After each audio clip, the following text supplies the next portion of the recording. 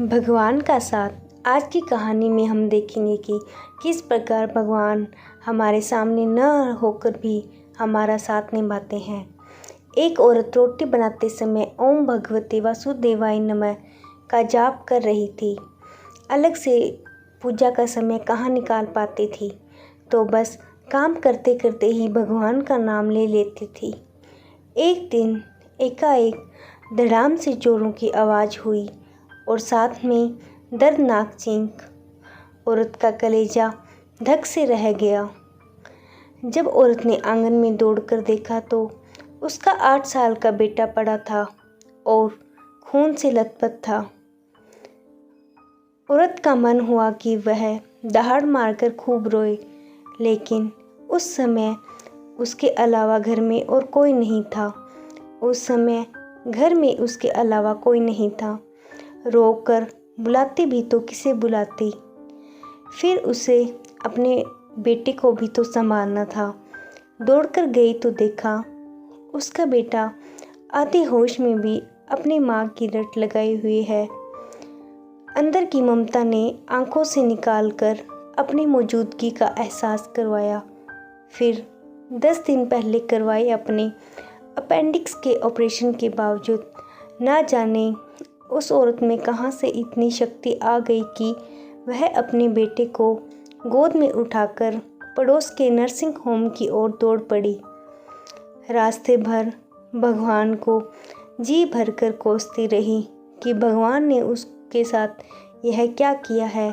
वह तो दिन भर भगवान का नाम लेती है और रास्ते में भगवान को कोसते ही जा रही थी और मन ही मन बड़बड़ा रही थी कि मैंने भगवान का क्या बिगाड़ा था जो उसने मेरे साथ ऐसे किया है और मेरे बच्चे को इस हालत में कर दिया।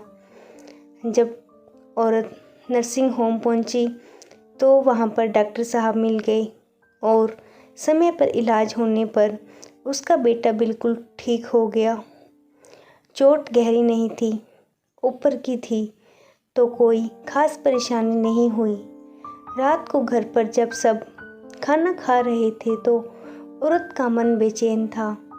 भगवान से औरत को विरक्ति होने लगी थी कि उसके और उसके बेटे के साथ ऐसा क्यों हुआ है। एक माँ की ममता प्रभु सत्ता को चुनौती दे रही थी। उसके दिमाग में दिन की सारी घटना चलचित्र की भांति चलने लगी थी कि कैसे उसका बेटा छत से आकर आंगन में गिरा और उसकी आत्मा सिहर उठी। औरत ने सोचा, कल ही तो उन्होंने पुराने पाइप का टुकड़ा आंगन से हटवाया था, ठीक उसी जगह जहां उसका बेटा गिर पड़ा था।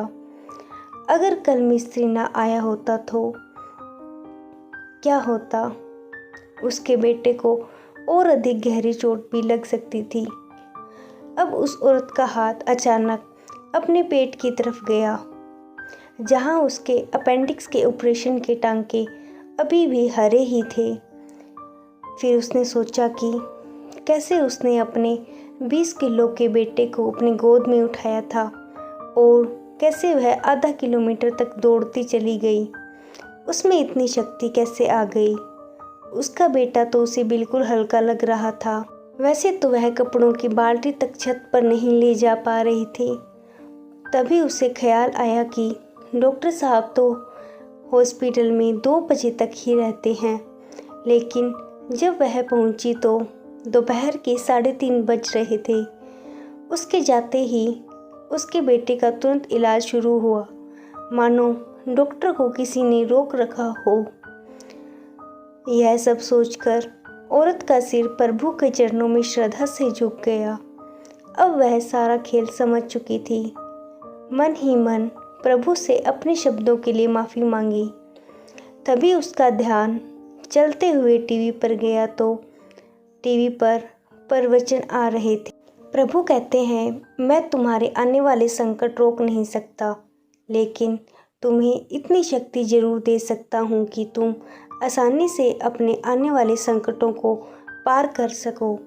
तुम्हारी राह आसान कर सकता हूँ, बस सही मार्ग पर चलते रहें। उस औरत ने घर के मंदिर में जाकर देखा तो भगवान मुस्कुरा रहे थे।